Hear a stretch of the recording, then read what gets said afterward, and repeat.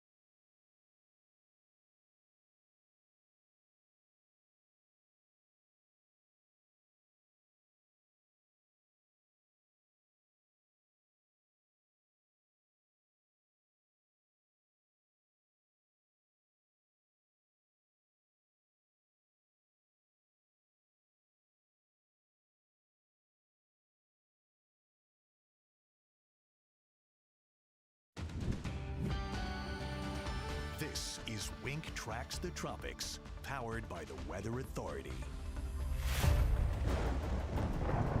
When the tropics are active and timing is everything, the Weather Authority is keeping you prepared. The latest update did come in from the National Hurricane Center. Helene moving north-northeast. Winds have increased up to 90 miles per hour. Keeping you informed. It's now 170 miles northwest of us, and as we had mentioned, this is a major Cat 4 hurricane. This is going to have major landfall implications. Southwest Florida has seen its fair share of storms in the past few years. We are leaving immediately after this because it is not safe. You're starting to see some of these debris, sticks flying up and out, and it's one of the reasons why Sanibel is evacuated. It clearly is not safe out here. But our slice of paradise has bounced back in ways we'd never expected. It's tough. We have each other, and that's a good thing. I wouldn't have made it without Marianne. We're going to make it. We're going to make it. Wink News has been there with you every step of the way. That won't change. Yes, we avoid the worst part of the storm, but the wind field's growing and the pressures are deepening. We're going to feel more of that influence on the back end with the surge. From forecast cones to safety tips, the Weather Authority team has you covered. You're watching Wink Tracks the Tropics.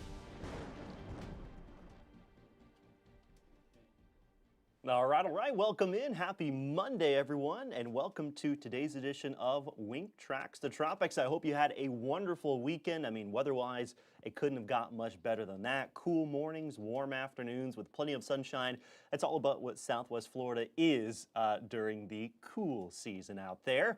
Locally, we're tracking a warming trend. I'll get you all those details, but of course, the name of the game, Tracks the Tropics. Again, staying nice and quiet across the tropics, but there's still some things to talk about, some things to reflect upon, and even over the next few days, we're actually going to share a little bit of a tropical fun fact with you each and every day that kind of details a certain aspect about how tropical systems can impact us locally, including storm surge, including wind speeds and rainfall, all of that stuff. So I think today we're going to start with storm surge, kind of explain that, how it impacts us here specifically in Southwest Florida. In addition to that, we'll talk a little bit about a warming trend that will be taking hold over the next few days. So there's a lot to get to today. Luckily, I have a great panelist joining me today. We'll bring her in, Oceana Hayden. How you doing today?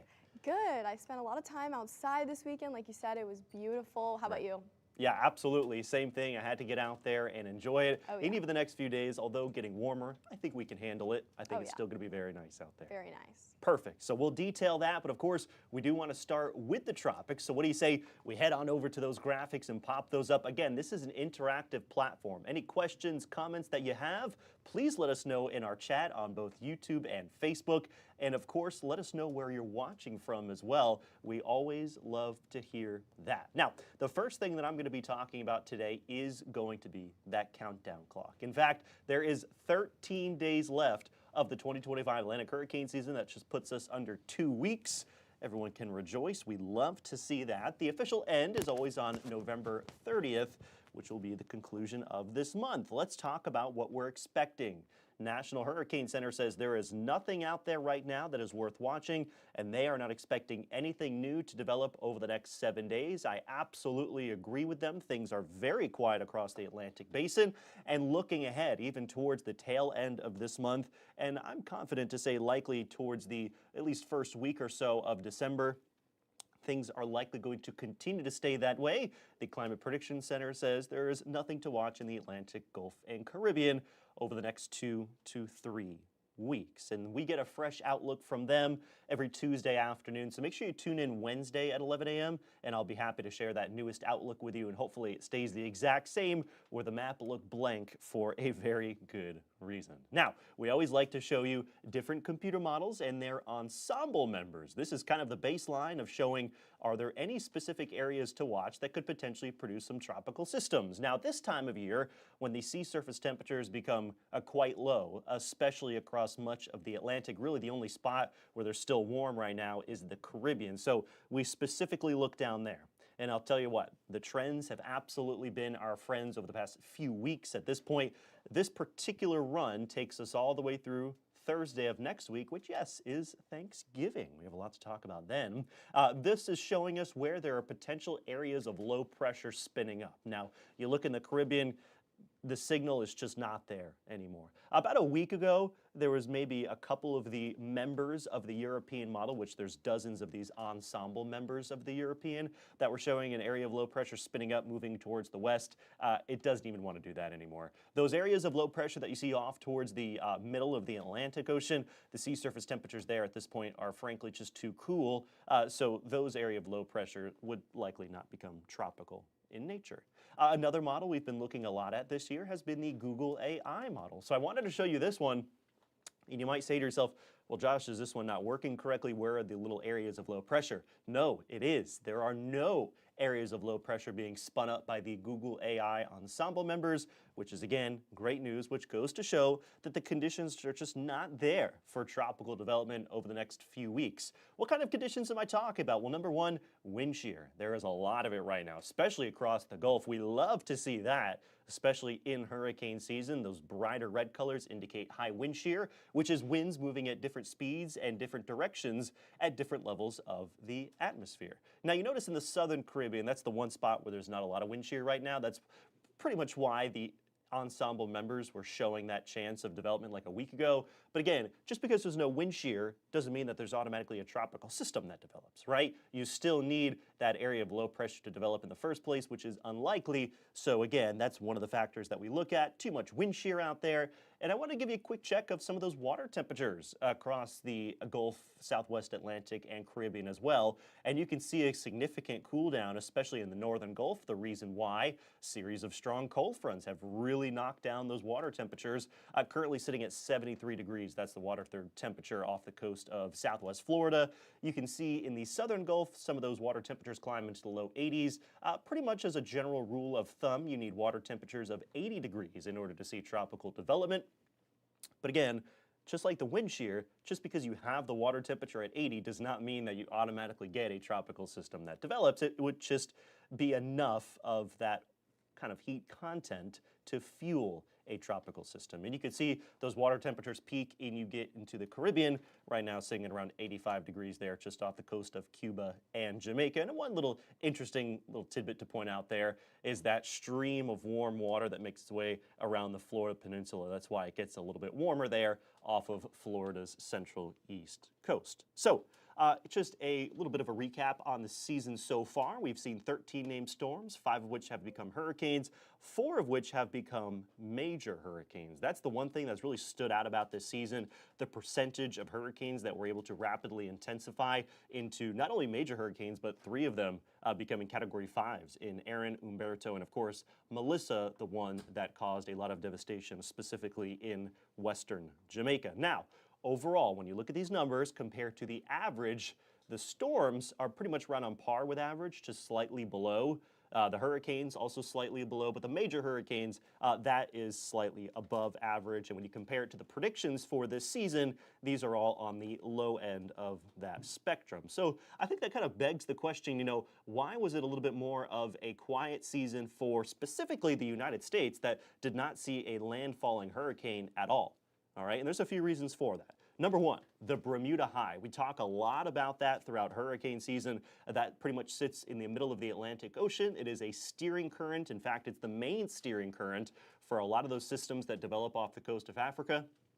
This year, it was weaker. All right, so it didn't have as much of an impact, and it was positioned further east. That's why a lot of the storms that we saw made a quick curve off towards the north and towards the east, pretty much staying out in the Atlantic Ocean and avoiding more of a westward track towards the United States. One storm in specific, remember Imelda? A lot of those predictions early on showed that system making an eventual landfall along the southeast coast of the United States. The Fujiwara effect came into play with another hurricane that was out there at the same time. It actually helped to pull Imelda away. So that's more of a specific case by case there about why that storm didn't impact the United States. And a few more general things as to why we didn't see a grand total of a lot of systems this year. Number one, it was a little bit more stable out there, generally because you had warmer air aloft, which does promote stability, which in turn kind of doesn't allow these tropical systems to really take off. That's one reason there. Another one, of course, wind shear that you know of. We just talked about that. We saw a lot of it in the eastern Atlantic when those tropical waves were leaving Africa. They never really got the chance to take off in the first place, right? So that kind of reduced the overall number. And last but not least, we kind of have these different phases, climatologically speaking. One of them, the Madden-Julian Oscillation, for short MJO. It was not very pronounced this year. In turn, it was a little bit drier out there. And in turn, you didn't have quite as many named storms. So, I mean, that's kind of a recap overall on the hurricane season. I do want to bring in meteorologist Oceana Hayden at this point. Just kind of reflecting back on all of this, what kind of, looking at these 5, which one do you really think had the greatest impact on us in terms of this hurricane season? I think in terms at least of the beginning of the season, that Bermuda High staying weak and farther to the east was a pretty big deal when it came to those storms making that turn before it made its way to the East Coast. I think personally that's one that I'm very grateful for on that list of things. But of course, as we know and you talked about, and I really like that you mentioned, there's so many different things that come into the tropics and come into one storm. Water temperatures aren't just going to do it. Lack of wind shear isn't just going to do it. It's a big mix of a lot of things. So I think that list of 5 things it did make for a pretty quiet season for us. And I like that you mentioned that. And I think that was a good list to put on there as well. I mean that's something that we're really happy about. Right. Of course, Jamaica didn't fare as well, which is something to think about. Like, whenever we look back on the season, it's important that I think folks remember that Jamaica was the one that took a big brunt of things. But for us here in the United States, it was great. I was loving all of that. Right. Well, at the Weather Authority, we will always remind you that it's all about perspective when it comes to hurricane season. Because if you live somewhere that wasn't directly impacted by a hurricane, yes, perspective-based, it was a slow season, right? But if you were in a place that was impacted by a hurricane, again, 2022, great example of that. When Ian came straight through here, overall, the number of storms that year was, nothing like it was, significantly above average or anything like that. So again, totally a matter of perspective there. Again, this is an interactive platform. Any questions, comments that you have, make sure you pull them on in there to our Facebook and YouTube chats. We have Huey checking in. Good to see Wink this morning. He did watched us all in his adult life. He is now in Europe. Wow, how about that? So it's kind of cool to see our reach has extended further outwards. Yeah, I love that. And we're very thankful for all of our watchers, even if you're not in Southwest Florida right now. This is what it's all about. It's definitely a little bit more of a national explainer. Now, speaking of explainers, Oceana. Yeah. I mentioned that, over the next course, about the next week and a half or so leading up to Thanksgiving, we've got some turkey tidbit fun facts that we'll get to later, but we also want to talk about, different aspects when it comes to landfalling tropical systems and the impacts that they can have. And I think one that we're all too familiar with here in Southwest Florida is storm surge. So I know you put together a few graphics. I wanted to kind of give you the opportunity to kind of break us down, everything that we need to know when it comes to storm surge. Oh yeah, absolutely. So storm surge is the deadliest part of hurricanes typically, and I mean, we saw that with Fort Myers Beach. We've seen the damage that storm surge has done, and exactly what it is, it's an abnormal rise of water generated from a storm, and it's actually over and above the predicted astronomical tide. So it brings water much higher than a king tide would, anything like that, and it causes extreme flooding, which I don't need to tell you all. I know we saw this very well with Hurricane Ian. We also saw it with Milton, even Helene in some spots. So it's definitely a dangerous, dangerous thing. And actually, this is why mandatory evacuations are ordered, because on that coastline, you have to run from water. You can't hide from water. That's what storm surge, that's what you're running from most of the time. And particularly when storm surge coincides with normal high tides, that's when it's even worse. So we saw that with Hurricane Ian. We did have high tides here, and that's why it was often called a perfect storm, because those high tides were allowing that storm surge to really, really be dangerous and damaging. So here are some of the ingredients that are required and that cause storm surge, and the biggest ones, of course, storm intensity and the size. If the more intense the storm, the greater energy, the more power it has to push water on shore, and the slower it moves. I believe when Ian made its way on shore, it was moving below 10 miles per hour. I want to say 9 miles per hour. It's moving awfully slow. So we know not only do these dump tons of rain when they're moving that slow, but they also have more time to push that water onto the coastline, and that's how it can even make its way farther inland. And the shape of the coastline, of course, we saw this kind of with Jamaica, that Black River community. They're kind of in a cove there in Jamaica, so the water had absolutely nowhere to go because it was a cove. So that can, of course, make the flooding even worse. The angle of approach, of course, if the storm is coming directly perpendicular, that allows those on the right front side of the storm to see a lot of that water pushed inland. And then, of course, the lunar phase, the daily tides, things like that. I said high tide is a huge one. If you have high tides and then they're pushing water on shore, that makes it even worse. That's not what you want to see. I think with Hurricane, Irma, I think that we had a lower tide, so that's why storm surge didn't end up as great as we once thought it would be. And then, of course, we have the continental shelf. So this is a big one. This is a big reason why the other coast doesn't typically see as much storm surge, if any, compared to why we are so worried about it here on the Gulf Coast. And that's because on the Atlantic coast, they have a steeper slope. And you might notice this when you go to the beach on the other coast.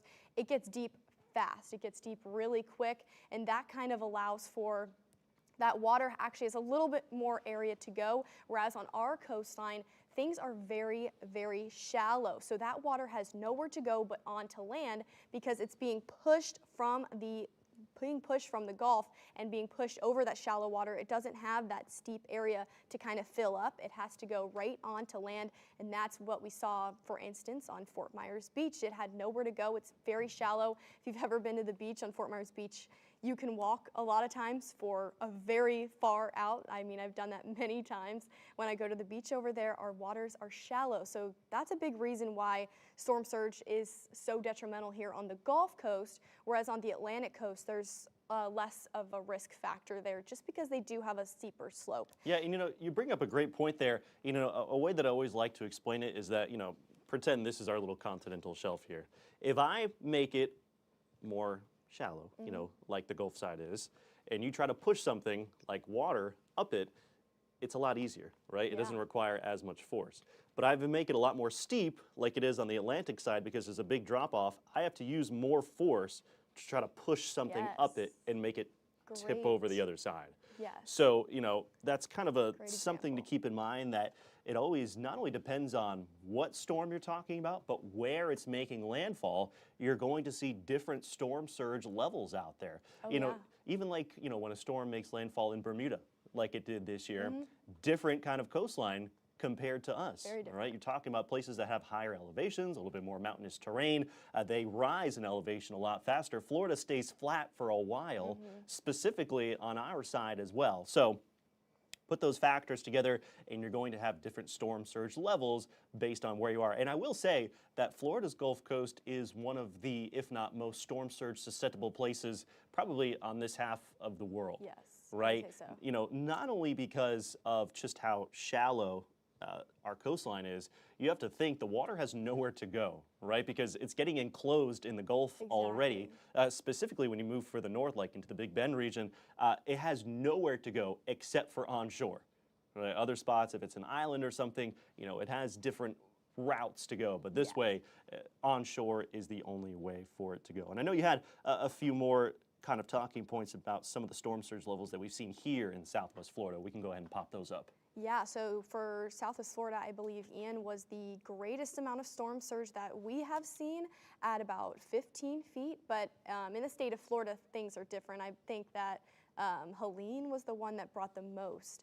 But in Southwest Florida, this is what we're looking at. Number 1, Hurricane Ian in Fort Myers Beach. It brought a storm surge of 15 feet, which is it's astronomical. It's a very large number. It's very high storm surge. That's why it was so unfortunately damaging and a deadly storm. There was a hurricane in 1873 with 13-foot storm surge.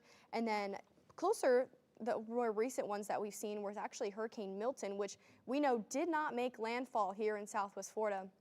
Well, I guess in our area, but it did a little farther north in Siesta Key. But even so, even though it didn't make direct landfall on Manasota Key, it still brought 10 feet of storm surge. So it's important to realize, and we talk about this all the time, that cone is a cone of uncertainty. It's not telling you it's going to go right through the center. There are impacts felt not only all throughout the cone, but even outside of the cone. Storm surge, for example, we saw that with Milton. We even saw that with Helene, which hit up into the Big Bend, and we still saw some storm surge from that as well, so did Tampa.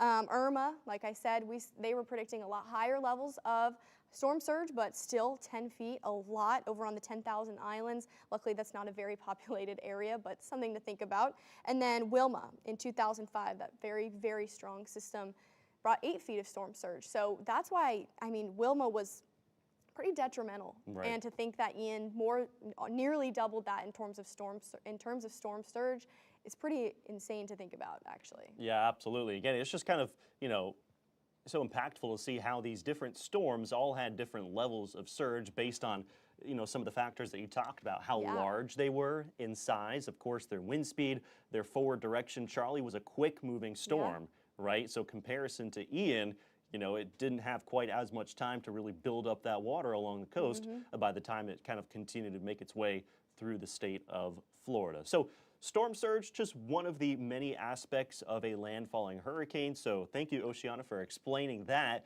And again, over the next few days, we'll talk about some of the other impacts, including wind speed, and again, all of those different kind of aspects of particular storms that kind of change the overall outcome. So something to look forward to there over the next couple of days. I do want to switch gears real quick, and I do want to thank some of our more viewers for tuning in. Uber Cow tuned in, said, funny thing, actually lives in Miami now, but still considers Wink News as his main source of informative news. So thank you for that. Thank and again, weather-wise, we're one big community across the state of Florida, so we're always going to have everyone covered, specifically when it comes to incoming tropical systems. Absolutely. So even if you move away, feel free to stay tuned into us. We've got you.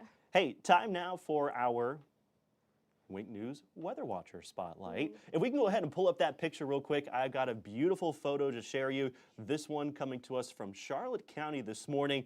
Absolutely gorgeous sunrise overlooking the water. Look at that. Thank you so much, Monica, for sending this one in. We had this is like a Southwest Florida picture, like encapsulated right there, right? You got the palm trees, you got the coconut palms on one side, you got the sand palms on the other. Beautiful waterway right there. I mean, you really can't beat it. These are the kind of sunrises that we've seen over the past several mornings, thanks to some drier air sitting across the region. So, hey, if you missed out this morning, don't worry. I guarantee over the next couple of mornings we'll continue continue to see those beautiful sunrises out there. Stunning. And we encourage you to become one of our Wink Weather Watchers. Head on over to our Facebook page. It'll give you all of the information as well that's located on our website. So, really briefly, I do want to talk a little bit local-wise what we're expecting here in Southwest Florida. Weather-wise, and across much of the state of Florida, with the lack of rainfall over the next 5 to 7 days, the big story is going to be the warming trend. I mean, it's been continuing since last week, right? Remember, at this time a week ago, we were tracking a cold front. Obviously had a giant impact, especially Tuesday and Wednesday morning. That is a thing of the past at this point. We're switching from unseasonably cool to unseasonably warm.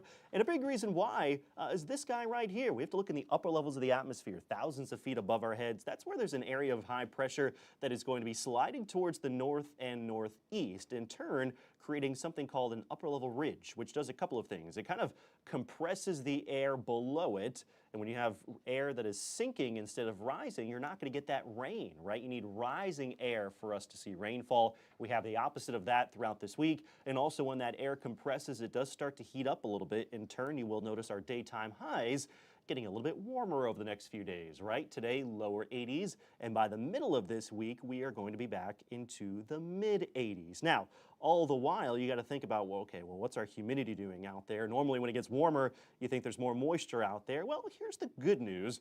At least over the next 5 days, I do expect the humidity to stay pretty consistent, right? Dew points, upper 50s to low 60s. Overall, I consider that still in the pleasant category, specifically here for Southwest Florida this time of year. You know, if we were a little bit more so into wintertime, then you may consider that slightly humid. I do think it will get slightly humid this weekend as there's a very weak front that's trying to get here.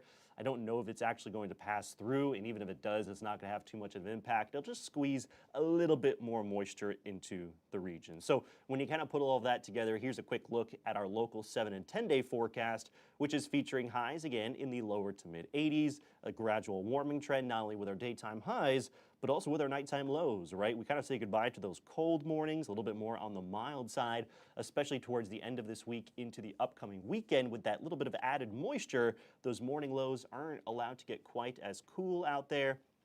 And when it comes to rain over the next 10 days, let me preface by saying this. Southwest Florida is not going to be the place to really find much. There's a very, very weak front that will try to push into the state of Florida Sunday into Monday. Again, that's a big if it actually does make it through. It will try to produce a stray shower here or there, but with that 20% rain coverage, I think many residents across the region will continue to stay dry over the next 10 days. Oh, yeah. All right, Oceana, to close things out today, and each and every day leading up to the big Turkey Day, we have a really fun segment. It's called Turkey Tidbits, with some really cool weather facts that you need to bring to the table on Thanksgiving so you sound smart in front of the friends and family. So without further ado, I will let you take this graphic away. Oh yeah, so we've got our turkey tidbits for today to bring for your holiday talk with your family. The first one, pretty interesting fact about how hot lightning is. It actually can heat the air that it passes through to 50,000 degrees Fahrenheit. Yikes. Which makes it 5 times hotter than the sun. So it's pretty crazy how there's some moments on Earth that are actually warmer than it would be on the sun. So that's how you know lightning is very dangerous, not just because of its electrical charge, but I mean, check out that temperature that it can warm the air to. I mean, that's a lot. Then we've That'll got burn one. the turkey. Yeah, that'll ruin the turkey. That'll ruin the whole Thanksgiving. All right, and then wind doesn't blow in a straight line. If you've ever heard of the Coriolis effect, which is due to the Earth's rotation, the Earth's tilt, everything like that. It's due to the Coriolis effect. It actually deflects winds to the right in the northern hemisphere and to the left in the southern hemisphere. So the Coriolis effect has a lot to do with the way things rotate in both hemispheres. That's why you may notice in the northern hemisphere, low pressure systems move counterclockwise, whereas in the southern hemisphere, they move clockwise. So it's pretty interesting to think about. And then your breath in the cold air, so your warm breath, you might see it when it's cold out there, is actually kind of a tiny weather event because cold air makes that moisture in your breath condense into tiny droplets, which is essentially exactly what happens with clouds. So you're kind of making a tiny cloud. That's why you can see your breath. It's like a little bit of fog in front of you. It's like a little weather event. So that was a fun one. That is interesting. Creating your own weather. How does that sound? Yeah, you're creating your own cloud. You know what's funny? DIY. You mentioned the Coriolis effect. You know, there's like an old wives' tale out there that in the northern hemisphere, because of that, toilets kind of flush one way. Yeah. And in the southern hemisphere, they flush the other way. I think that's been debunked. I've heard of that. I have never really gotten, I think there's so many people debunking it, and there's also people supporting it. So Right. it's like, what's true? I need to go to Australia to find out. Exactly. If you just so happen to be traveling to the southern hemisphere, record a video of the toilet flushing up here, and then try it down there, and let us me know know, your findings, please. Yes. Absolutely. Well, hey, you know, one more person's been chiming in. Timothy wanted to come in and say thank you for all the information, Josh and Oceana. I've been glad to report no landfalls. Yes. So are we. We are very glad. This we are. community and this Southwest Florida country needed a really break. kind of deserved Absolutely. a break, and we continue to pray for our friends down in Jamaica as they also continue their recovery efforts. Yes. All right, folks, time now, 11:30. That'll do it from us today on Wink Tracks the Tropics. Thank you so much for tuning in. Thank you, Oceana, for providing your always valuable input. Make sure you guys tune in tomorrow. Same time, same place, 11 a.m. for Wink Tracks the Tropics. We'll talk a little bit more about a different tropical impact that landfalling systems have. We'll check in on those ensemble members, those European, GFS, and Google AI model members to kind of see if they're spinning anything up over the next 10 days. Hopefully, those continue to stay nice and quiet, and I think I have a good hunch that they will. Yeah, I think so. So thank you guys again for tuning so much. We'll see you again tomorrow at 11 o'clock. Have a great rest of your Monday. See you on Tuesday.